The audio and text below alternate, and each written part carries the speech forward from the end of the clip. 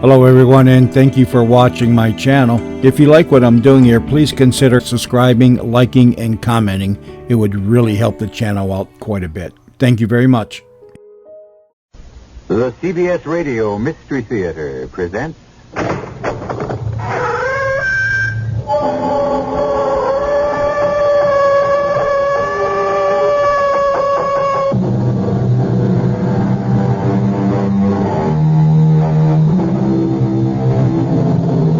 Come in.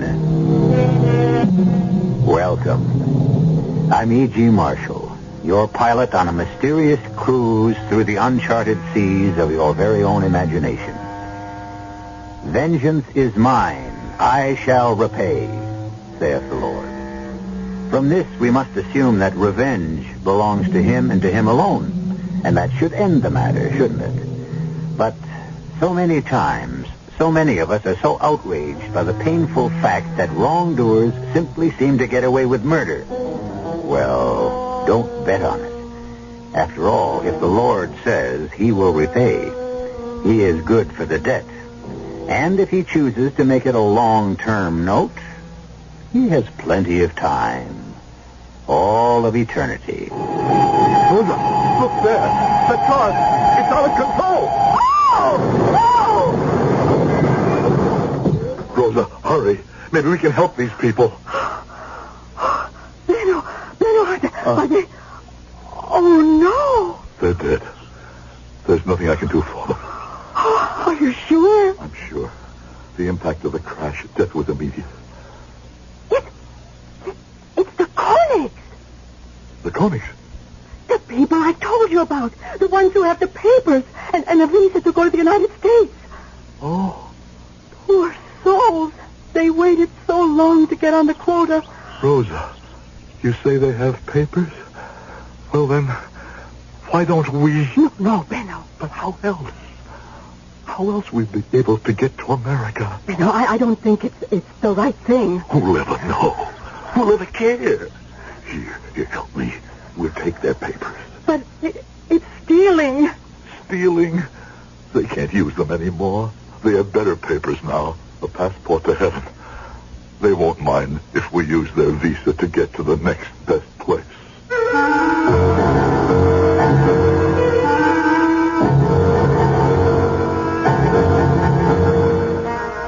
Our mystery drama, The Shadow of the Past, was written especially for the Mystery Theater by Sam Dan and stars Howard Da Silva.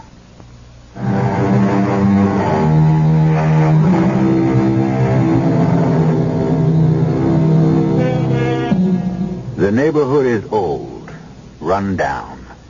The buildings are crumbling and grimy.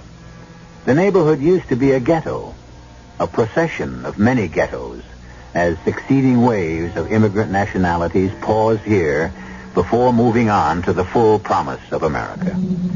Now the neighborhood, strictly speaking, is no longer a ghetto. Some would call it a slum. Whatever. It still teems and pulses with closely packed humanity.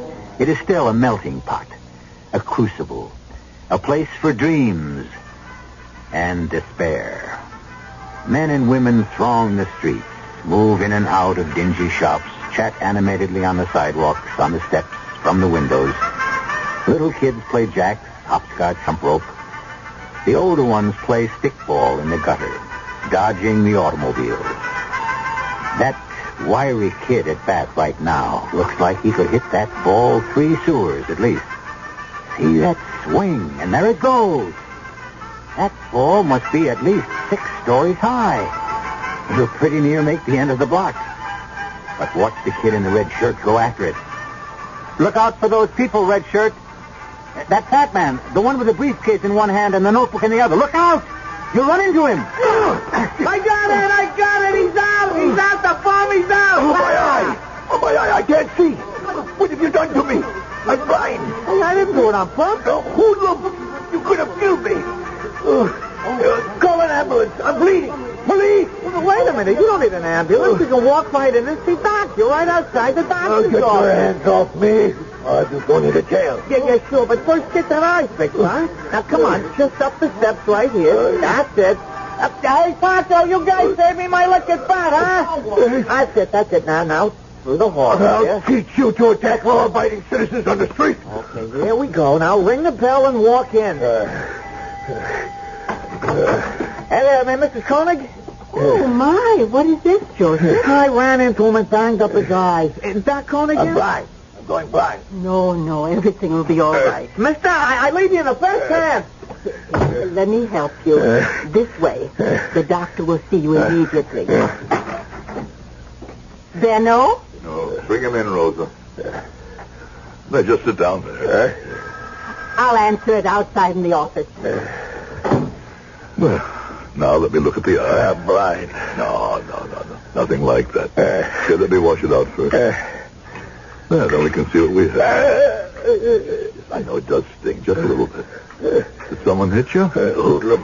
One of those gangsters playing ball in the street. It's really quite superficial. Superficial? To who? To you? You don't feel it? I don't even think you'll have a black eye. I promise you. Now just relax. You don't live around here, do you? Me? Live in this pigsty. I just collect the rents. Well, it's hardly a pigsty. Mostly poor, hard-working people. Lazy, shiftless bums. I think I'd better put a dressing on. You're a good doctor. Really? How can you tell? Hands. You got good hands. Sure. Swift. Light. Why do you waste yourself in this godforsaken neighborhood? I don't think God ever forsakes any neighborhood. Yes, that looks all right. It'll get better soon. Good. How much I owe you? Nothing. How do you expect to get rich if you charge nothing? Have we met before somewhere? No. I don't believe I had that pleasure. Your face is familiar. And your voice. Oh, you know what they say. They say everybody looks exactly like another person someplace in the world. Everybody has a double. Perhaps. And somewhere along the line, you must have met my double. It's possible. What kind of fellow was he, this double of mine? The fine figure of a man, I hope? No, he was the scum of the earth. That's funny. That's very funny. The face. The voice. And now the laugh. Meyer. You are Karl-Heinz Meyer, commandant of the Oberdorn concentration camp. That's a lie. Is it? You don't remember me, Meyer? Why should you remember me? I was merely one of tens, hundreds of thousands. But I was a doctor, and I was useful, and so I lasted longer. I don't know what you're talking about. You thought I went up in smoke like all the others, but I didn't. You're making a mistake. You don't remember Sternberg? Dr. Benno Sternberg? Here, allow me to roll up my sleeve and present my credentials. Here, you can read the number you personally inscribed on my arm. What can you do? That's right. What can you do? Nothing. No one has anything against me anymore. I was clear. You know yourself, all I did was obey orders. Place yourself in my position. I had a wife. I had a baby. What else could I do? I only obeyed orders and did what I was told. That's why I was acquitted. That's why I'm free. Karl-Heinz Meyer. How I dreamed of this moment. Now, it's over. Now, listen, Benno. Whatever it was, it's over. It's gone, forgotten. It's a past. It's dead. And now that the impossible moment has arrived, all I want to say is, get out. The past is dead. Get out before I disgrace myself in the eyes of God. No, wait. You are Benno Sternberg, huh? But why have you taken the name Koenig? Get out before I throw you out. Why have you taken the name Koenig? Are you in hiding? I said to get out. Or perhaps you are not in this country legally? That touched the nerve, didn't it? Is it true? Have I guessed it? You didn't really expect to fool your old camp commandant now, did you? Well, say something. Oh, still the same stubborn swine, huh, Benno? So you are here illegally. Don't be afraid. Oh, I shall not betray you. Well, shouldn't you be grateful? Shouldn't you make it worth my while to keep my mouth shut? Oh, say, I remember. I remember you had a wife. She was a pretty little thing. Oh, yes, indeed, I do remember. You dog, you nothing do. What did you do that?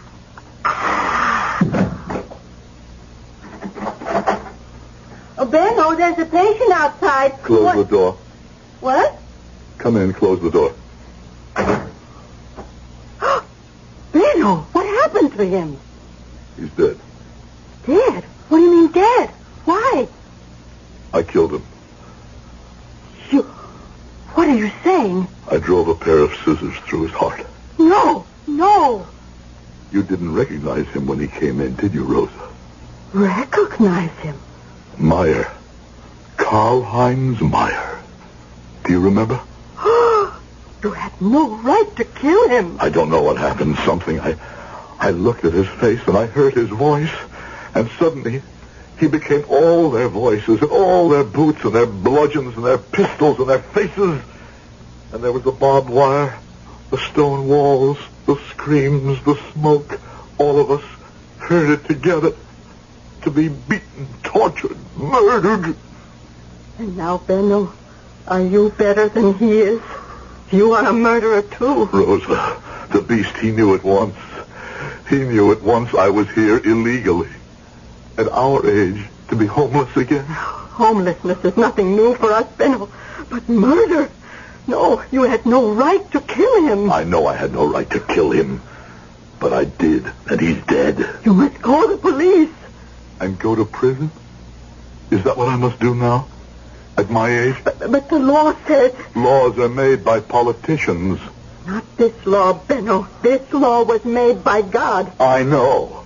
And this law is broken every day, everywhere, by hundreds, thousands of people. And he doesn't seem to be too upset about it. Oh, Benno, what are you saying? I am saying I will not give up my life for Karl-Heinz Meyer. I need your help, Rosa. I need your help. Oh, yes, Benno. I will help you.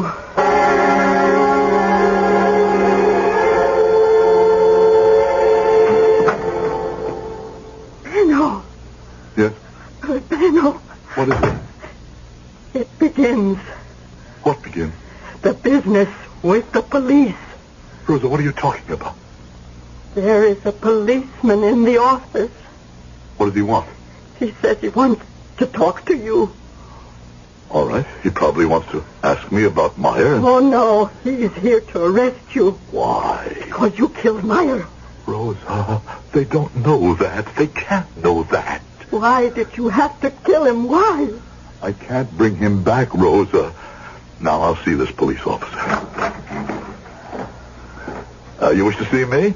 I'm Dr. Koenig. Oh, thank you, sir. I'm Lieutenant Smith. Yes? I appreciate your time, Doctor. This morning, the body of a man named Charles Meyer was found in an alleyway in back of this building. Yes, I heard about it. On the radio. Late yesterday afternoon, he was involved in a street accident outside. He was brought in here for treatment. His eye had been injured. Severely? Oh, quite superficially, but painful. When did he leave here? When? Oh, he was here for about 10 minutes, I suppose. And then he left? Yes. Were you acquainted with this Mr. Meyer? No. And when he left your office, that was the last you saw of him? Yes. Well, that's all, Dr. Koenig. Sorry I took up your time. That's all? That's all. Thank you. Goodbye. Lieutenant, Yes, Doctor? do the police have any idea as to why he was murdered? Oh, well, that's open and shut. He had about $2,000 in rent collection money. Some local hoodlum was probably waiting for him. This can be a dangerous neighborhood. Well, goodbye, Doctor. This is funny. Benno, I'm frightened. Of what? That police officer, he's a quiet man, but he's a clever man. He suspects you. Pull yourself together, Rosa. There's nothing to be afraid of. You heard what he said. It was robbery, that's all. Is that all? No, Rosa. Can we live with it, Benno? Yes, Rosa. We can live with it.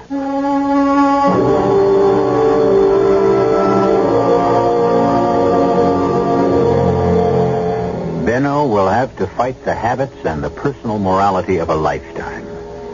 But if history teaches us anything at all, it is that man is adaptable.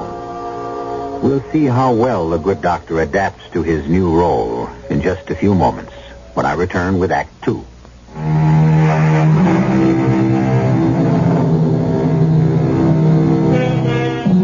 The days, the months, the years go by. Time is the great healer. The ugliest wounds close finally. And after a while, even the deepest pain subsides, and life goes on.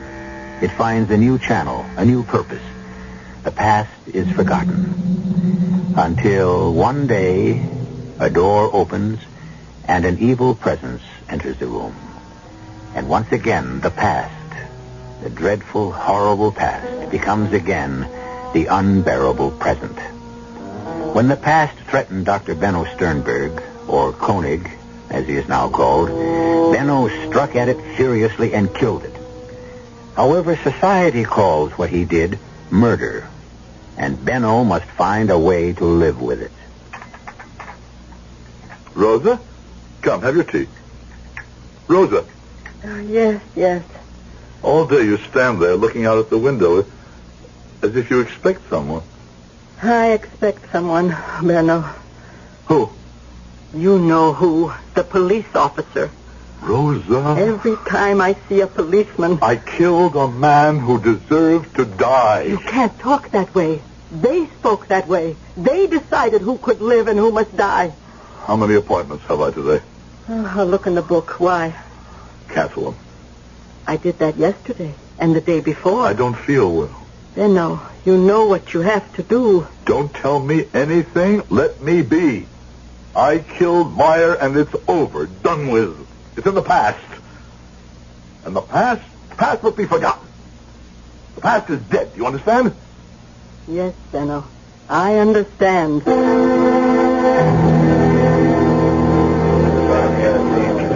Well, yes, Lieutenant. It was the first of the month, and Mr. Meyer, he comes into the place to collect his rent. I give him his money in $20 bills. Yeah. Come the first of the month, he would start at the far end of the block with Domming's Meat Market.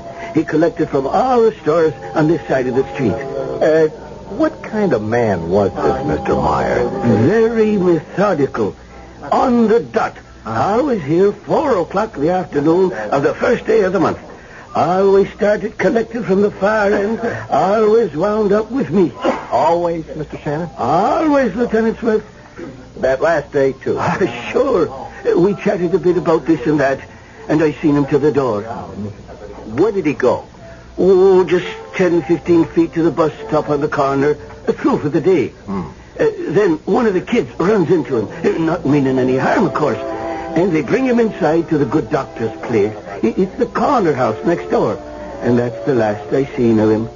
You could always depend on him to show up 4 o'clock in the afternoon every first of the month. And you'd better have the rent.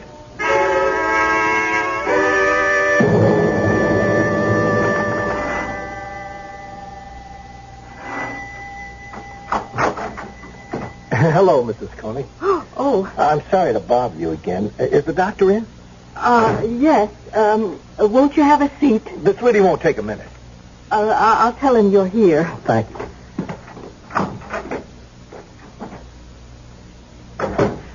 Benno, he's here, the police officer. Why is he here? Perhaps he wants to ask me a question. What? He was already here once. I don't know why he's here. He knows, I tell you, he knows. Be quiet. There's no way for him to know. I'll tell him to come in.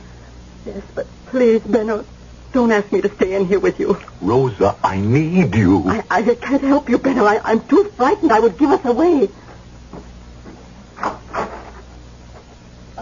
Please, go inside, officer. The doctor will see you now. Oh, thank you. I'm sorry to impose again. It's all right, Lieutenant. I neglected to ask you something the other day. Yes?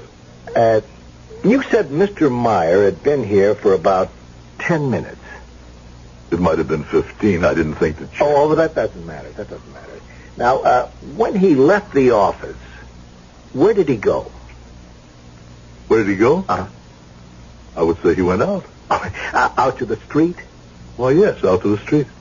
Well, there's also a back door that leads to the alleyway where his body was discovered.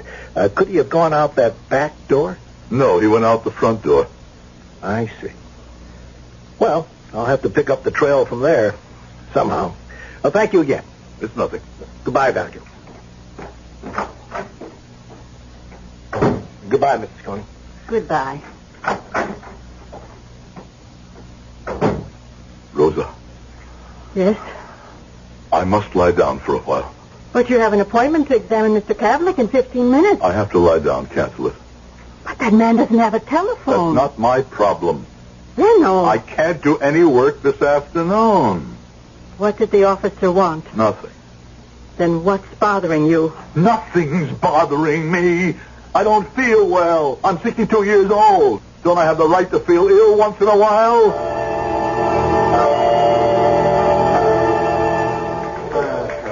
Hey, Smithy. Yeah? How you doing on the Meyer thing? Oh, I'm nowhere, Captain. Full week and I'm nowhere. I'll have to pull you off it. We got a gangland killing. Could I have a couple of more days? Well, this new thing won't go away. There's something about this Meyer killing that doesn't quite add up. Why doesn't it? Guy's smart. The whole neighborhood knows what he's carrying. It's a miracle he hasn't been knocked off I before. don't know. Something bothers me. What? I don't know. And that's what bothers me. Oh, I'll get it, Captain. Homicide South, Lieutenant Smith. Lieutenant, this is Jerry Shannon. You know me. I own the saloon. Sure. What can I do for you? I think I can do something for you. What's that? I can give you the killer of Charles Meyer. Who is he? Who's the killer, Shannon? This $20 bill. See what it says? At last. At last, indeed. Old man Rumley has owed me 20 since the last days of the Eisenhower administration. Now, about a week ago, he struts into the joint, slams it down on the bar. At last, he says. At last, I agrees. And to commemorate this historic occasion, I takes pen in hand, makes this great inscription. This was one of the 20s I give to Charlie Meyer for the rent. And I shouldn't be astonished if that red smear was blood. And how did it come back to you? Not an hour ago, a local hooligan, Tommy Willis, he strolls in here, bangs the 20 on the bar, and buys drinks for the house. Tommy Willis. Yeah. Well, I guess that takes care of that. I'm being framed. Where'd you get the $2,000? I told you, a friend give it to me. What's his name? I told you, I don't remember. There's bloodstains on these bills, bloodstains on your jacket. How'd the blood get on your jacket, Tommy? I was shaving. You always wear a jacket when you shave, don't you, kid? You passed this bill at Shannon's bar. He swears it was one of the bills you paid Meyer with. Come on, Tommy. The stenographer's ready. Don't you on yourself, cop. What's the truth, Tommy? Come on. I told you, Lieutenant, the guy give me the dough. No, Tommy. Tell us the truth. You wouldn't believe it. Well, what have you got to lose? We don't believe the story you're telling now, either. Okay, it's 1:30, 2 o'clock at night, see? I'm taking a shortcut through the alley. Yeah. It's dark. I trip over something. A guy. Now, I fall right on top of him. That's how come I got blood on the jacket. All right, go ahead. Well, I look close. Yeah. It's a stiff. Now, I didn't do it. I figure I better blow, but, Yeah. What? But I figure as long as I'm there, maybe got some loose change on him, see? I reach in and I pull out a whole roll. So I'm rich, see? You gonna stick to that story, Tommy? The truth.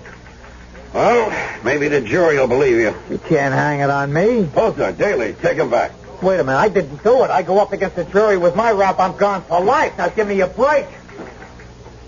Who wants coffee? What if he's telling the truth, Captain? Smitty, what are you saying? What if he's telling the truth? Come on, Smitty, the bills, the blood, it's open and shut. Yeah, maybe. Maybe what? No, I could buy it if What?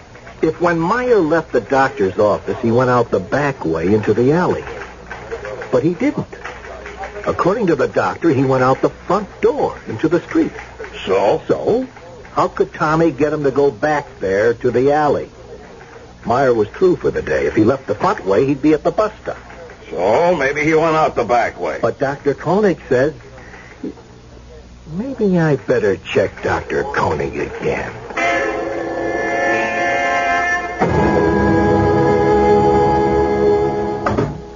Benno, that police officer's here again. He wants to see you. Well, can I refuse to see him? What can he want? This is the third time he's been here. He must know something. Rosa, you must control yourself. Please, come in, sir. Thank you, Doctor. Thank you. I'm sorry to intrude. It's about Mr. Meyer again. We've made an arrest. What? We're positive we have the killer. Who is it? A young thug named Willis. Tom Willis. What will they do to him? Life, at least. But, there's one thing that has me stumped. I would be more certain it was Tom. You mean you're not sure? Well, I'd be 100% sure if I could resolve one detail. Now, you said Mr. Meyer left your office through the front door. Are you positive he didn't go out the back door?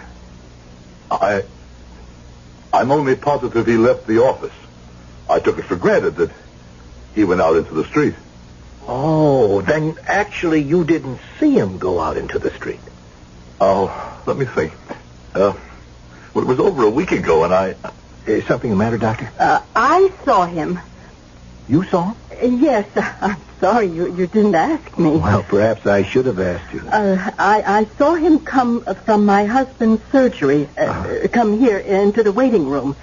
And I saw him to the door because he seemed a bit unsteady. And in the hallway, he turned to the right, which leads to the back entrance.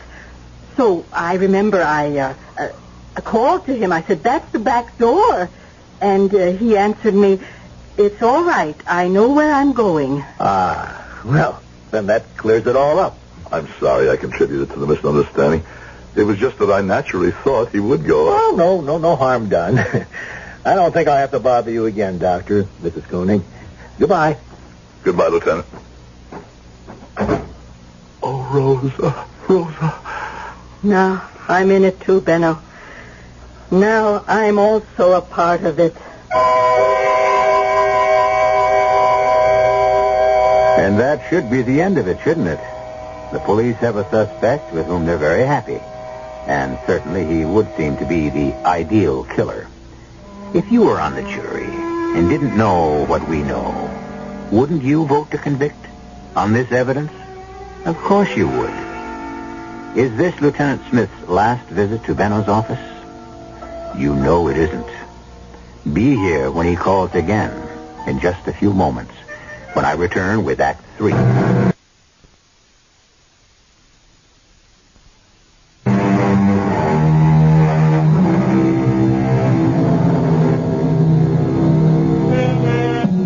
Who shall live, and who shall die, and who shall make that decision? A three-part question as old as mankind.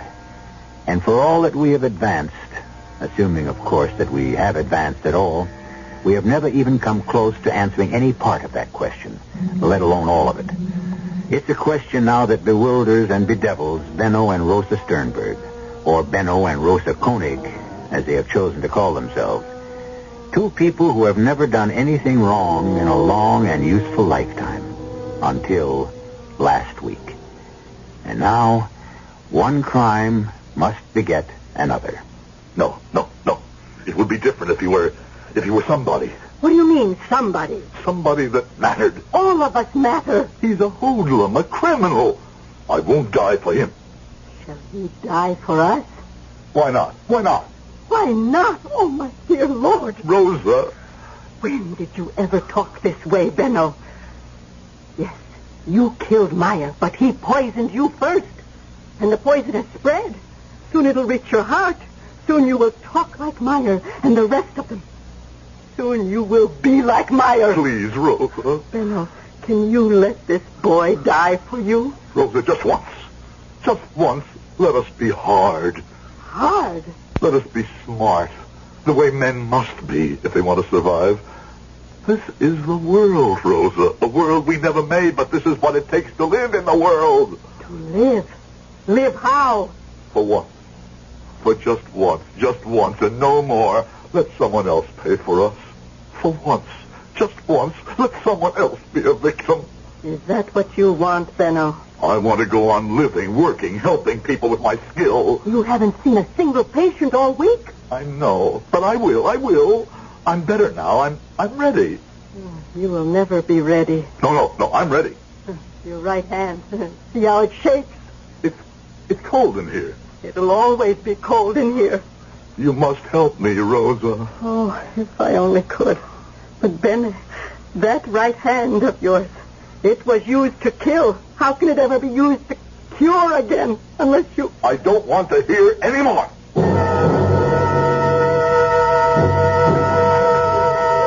Well, Smithy, he's been indicted, and I see you're a hero.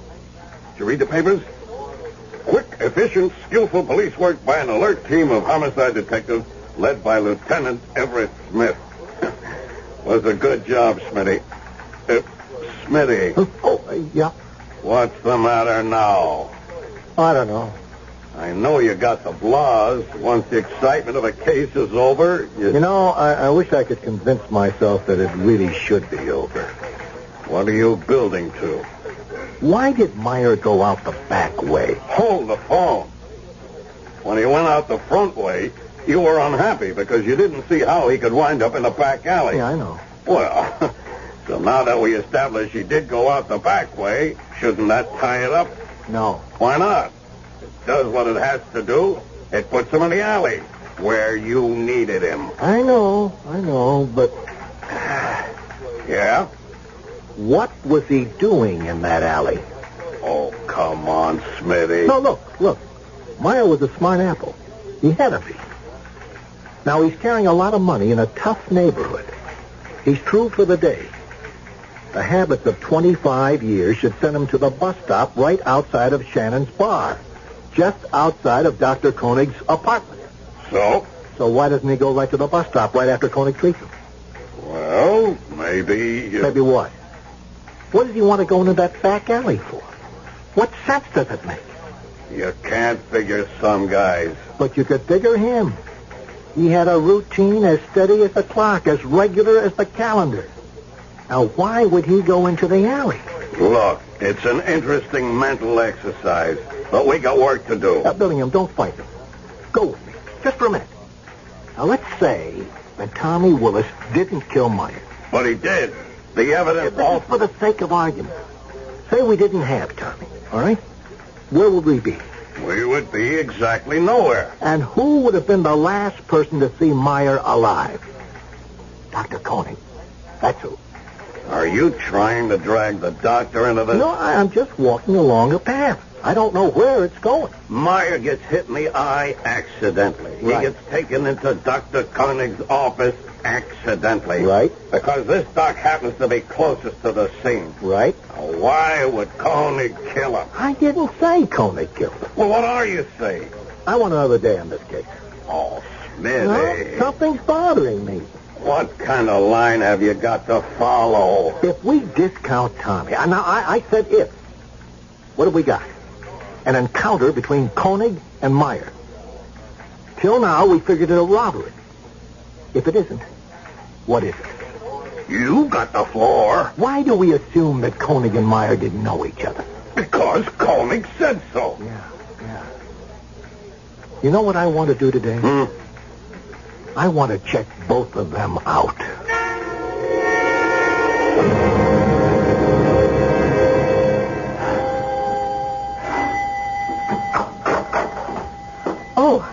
Oh, good afternoon, Lieutenant. Hey, good afternoon, Mrs. Koenig. Is the doctor in? Who rang the bell, Rose? Oh, I'd like to talk to you, Doctor. Do you have some more questions? Well, I'm not here as a detective. I'm calling on you as a patient. A patient? Mm-hmm. Is something wrong? I have a problem. Yes? I don't know what to do. About what? I must reach a decision. Concerning something physical? No, it's a matter of, morals, ethics. But how can I help you? This sounds like more of a problem for a psychiatrist. A man like you, Doctor, who practices in a neighborhood like this, he knows quite a bit about human behavior. I've asked around. Folks here seem to think you're some kind of god. That's not really true. I just practice. Oh, I don't know what to do, and I want you to help me make up my mind. Well, if there's some way I can help. It has to do with Mr. Meyer. Mr. Meyer? Yes. You see, we have a young punk named Tommy Willis for the murder. It's a dream case for a prosecutor. He'll be set up for life. Understand? Yes. And he should be. Now, on the other hand, and I can't prove any of this, we have a Dr. Benno Koenig. Yes? A great man. What are you trying to say, Lieutenant? What I'm trying to say is very difficult, Doctor. That's why I'll need your help. Now, I checked out a Dr. Benno Koenig at the local medical association. They never heard of him. Benno. Let me continue, Mrs. Koenig. And no hospital ever heard of him either. So, I must assume that this Dr. Koenig, if he is a doctor, is practicing without a license. I am a doctor. Oh, I'm sure of it. I survived. Rosa and I, we survived the camps.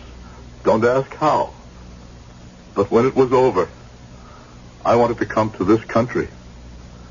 But I couldn't get on a quota. A friend of mine and his wife, they did. And they were killed in an accident. His name was Benno Koenig.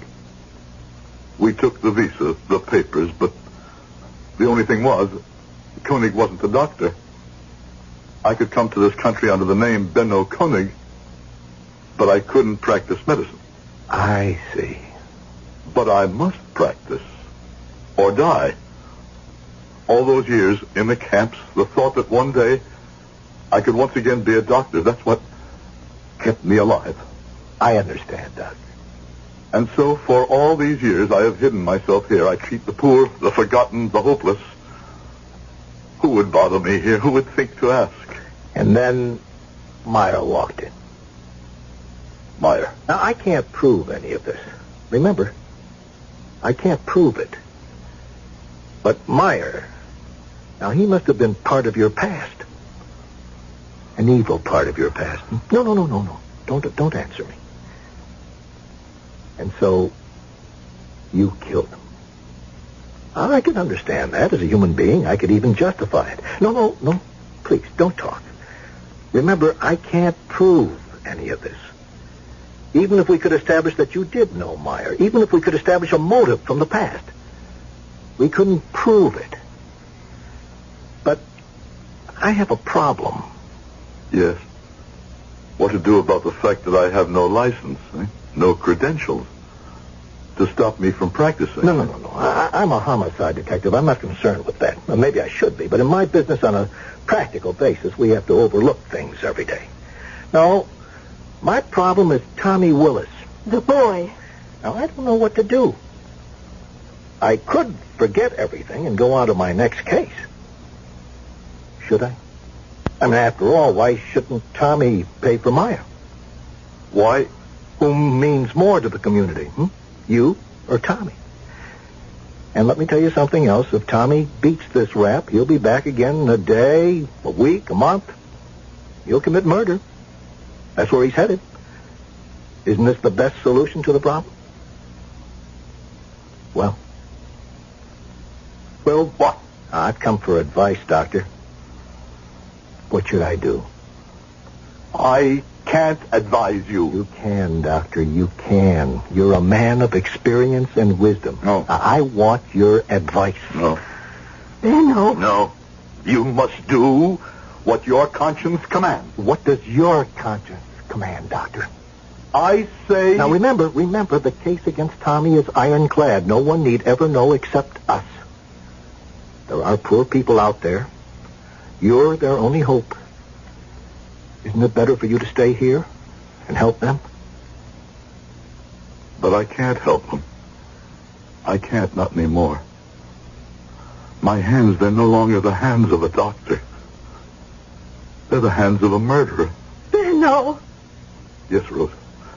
You were always right. I must pay. But Meyer was trash.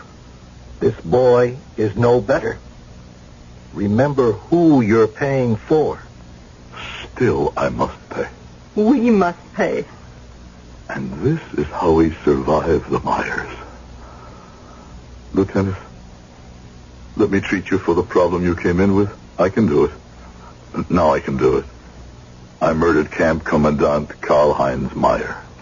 Hey, Doc.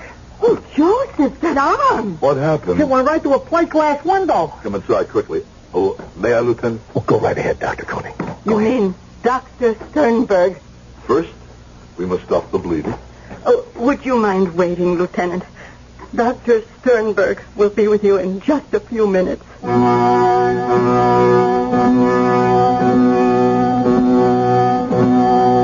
Honesty may be the best policy, true. So why don't more people follow it? The answer is that the best things usually cost the most. And sometimes the price is too high to pay. But in the end, Benno and Rosa Sternberg paid it, the way they always paid it, gladly. Because once you're accustomed to the best, it's hard to settle for less. I'll be back shortly.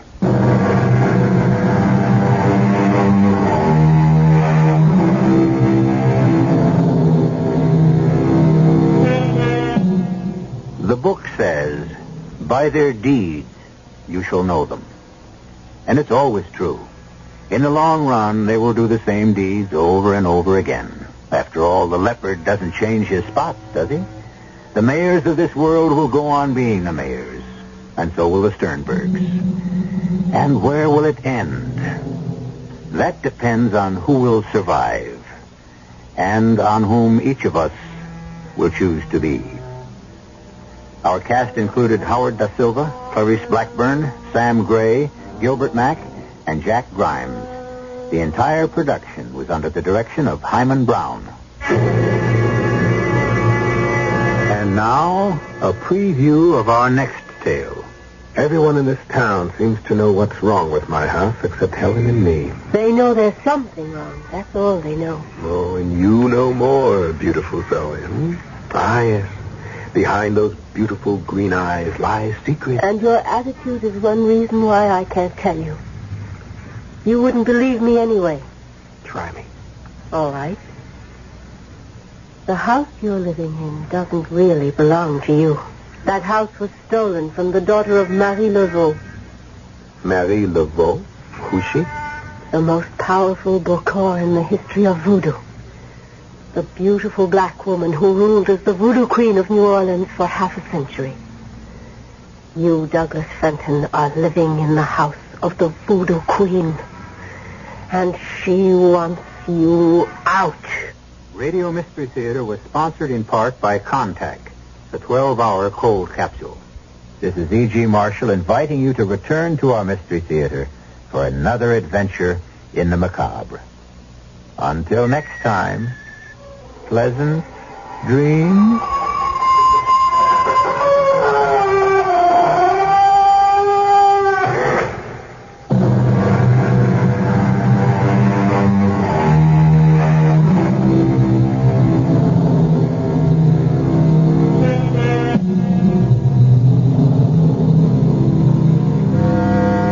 Mystery Theater comes to you from CBS Radio and Radio 87.